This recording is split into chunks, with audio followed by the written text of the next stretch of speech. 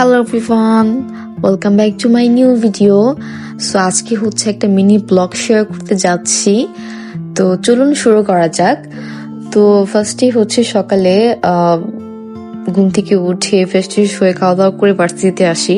তো ফার্স্ট একটা ক্লাস হয়েছিল, দেন আরো দুটো ক্লাস ছিল, ওটা হচ্ছে ক্যান্সেল হয়ে গিয়েছে। ভাই ভার্সিটির লাইফটা এরকম, মানে এই ক্লাস হবে না, এরকম একটা সিচুয়েশন।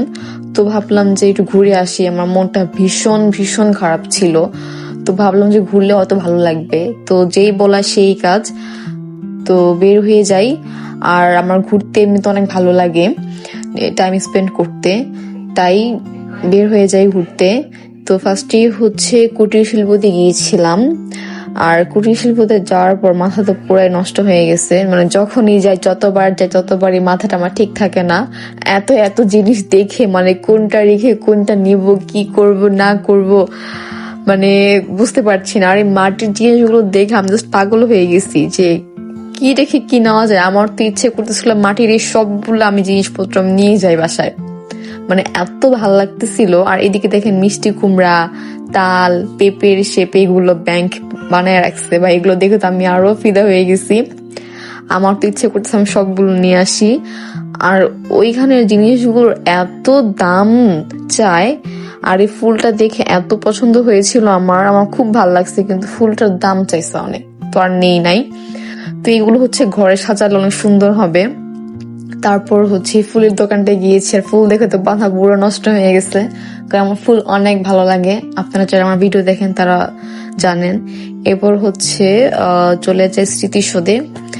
তো যেহেতু এটা কাছাকাছি ছিল, তাই ভাবলাম যে এখান থেকে একটু ঘুরে আসি, ভালো লাগবে, একটু আড্ডাটা দিই। তো ফ্রেন্ডসরা মিলে স্মৃতিসৌধ যাই। তো স্মৃতিসৌধ যেয়ে হচ্ছে এখানে একটু আড্ডা দিব, গল্প করব। আর এটা হচ্ছে একদম চাইল্ডহুড একটা মেমোরিজ বলতে পারেন, কারণ স্মৃতিসৌধ হচ্ছে আমরা কম বেশি ছোটবেলায় সবাই গিয়েছি, ঘুরেছি, পিকনিক করেছি, তারপর হচ্ছে এখানে মানে অনেক কিছুই।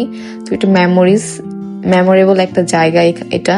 আর এত সুন্দর জায়গাটা, আশেপাশে গাছপালা দিয়ে একদম ভরা, আর খুবই ভালো লাগে। আমরা যখন গিয়েছিলাম তখন অত মানুষ ছিল না, মানে মানুষ ঢুকতেছিল আর কি, তো মানুষ কম থাকাতে আরো বেশি ভালো লাগছে। তো এখানে অনেক ফুল গাছ ছিল, অনেক রকমের গাছ ছিল যেগুলোর নাম জানা নাই গাছের।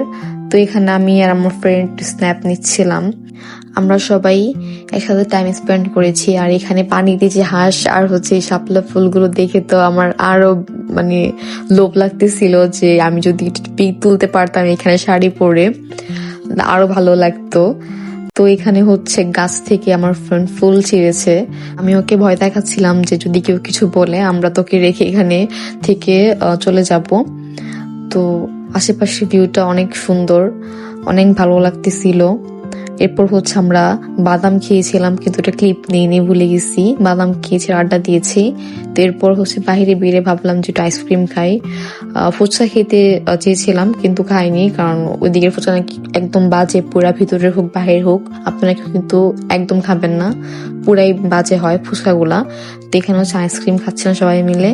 সো আজকের ব্লগটা এই পর্যন্তই। ভালো লাগলে অবশ্যই লাইক, কমেন্ট, শেয়ার করতে ভুলবেন না। Thanks for watching.